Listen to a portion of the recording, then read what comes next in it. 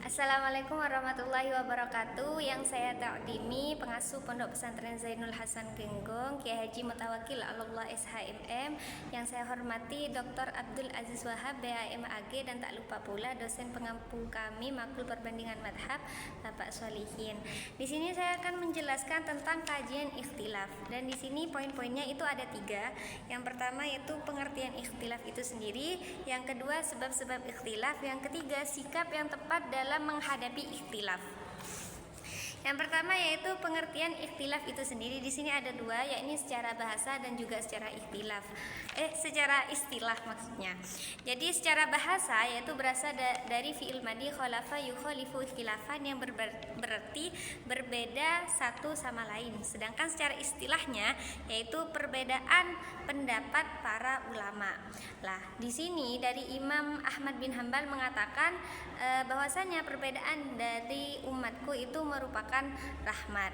Dan juga makna ikhtilaf ini dibahas di sini yaitu perbedaan fuqaha tentang pendalaman, perumusan dan penetapan hukum Islam furu'iyah, bukan dalam masalah hukum Islam usuliyah atau prinsip-prinsip Islam.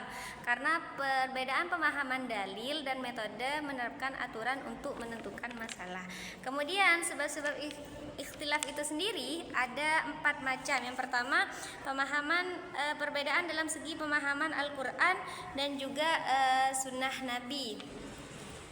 Yang kedua, perbedaan dalam penerimaan hadis. Yang ketiga, perbedaan dalam masalah kaidah usuliyah. Dan yang keempat, perbedaan tentang dalil di luar Al-Quran dan juga hadis. Nah, yang pertama, pemahaman masalah Al-Quran dan juga sunnah Rasulullah. Contohnya di sini ikhtilaf dalam masalah kata ya'fu. Kata ya'fu ini ada yang mengatakan mengandung 2 arti, yaitu ada yang mengatakan bermakna menggugurkan dan juga menghibahkan. Lah, konsekuensinya para mujtahid berbeda pendapat dalam menentukan siapakah yang berhak membebaskan sebagian mahar yang telah ditentukan, apakah itu wali atau suami. Dan yang kedua sebabnya itu perbedaan dalam penerimaan hadis. Jadi para sahabat yang menerima atau menyampaikan meriwayatkan hadis Nabi itu memiliki pendapat atau kesempatan yang tidak sama. Ada banyak yang menghadiri majelis Rasul, tentunya mereka inilah yang banyak menerima hadis sekaligus meriwayatkan. Tapi banyak pula di antara mereka yang tidak sibuk dengan urusan pribadinya sehingga jarang menghadiri majelis Rasul. Padahal biasanya dalam majelis itulah Rasul menjelaskan masalah-masalah yang ditanyakan atau menjelaskan hukum yang ditanyakan oleh umatnya. Jadi di situ terjadi perbedaan pendapat. Dan yang ketiga yaitu perbedaan dalam masalah usuliyah dan juga fikih.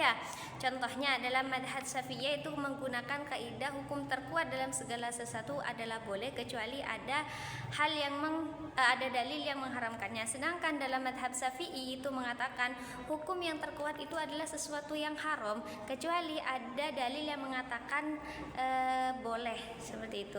Yang keempat yaitu juga terkadang ulama itu berbeda pendapat di luar Al-Quran dan juga hadis seperti ijma dan juga qiyas.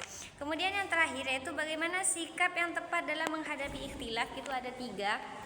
Yang pertama itu ketika orangnya nanti itu termasuk orang awam atau muqallid, yaitu orang yang termasuk dalam kategori awam atau muqallid adalah mereka yang tidak memiliki kemampuan untuk meneliti dan menganalisis dalil secara mandiri. Jadi bagi awam, madhab yang diikuti adalah madhab dari ulama tempat mereka meminta fatwa. Kemudian yang kedua adalah mutabi. Mutabi itu seorang muslim yang berada di atas derajatnya awam namun di bawah mujtahid, jadi di tengah-tengah. Dan ini mereka ini memiliki kemampuan untuk menjelaskan dan meneliti dalil serta kehujahannya meskipun tidak mencapai derajat mujtahid. Jadi mutabi biasanya adalah ulama yang memiliki spesialisasi dalam bidang ilmu agama. Dengan demikian seorang mutabi harus berusaha maksimal untuk menyelesaikan permasalahan ikhtilaf dengan cara mentarjih, yaitu memilih dalil yang paling kuat di antara perbedaan para ulama. Kemudian yang terakhir yaitu ketika dia seorang mujtahid. Mujtahid sendiri yaitu individu yang mampu berijtihad yaitu mengeluarkan hukum dari dalil-dalilnya serta mentarjih yaitu memilih pendapat yang lebih kuat berdasarkan dalil ketika terjadi perbedaan pendapat. Mungkin seperti itu saja yang bisa saya sampaikan dari kajian ikhtilaf dalam Islam. Kurang lebihnya saya mohon maaf. Wassalamualaikum warahmatullahi wabarakatuh.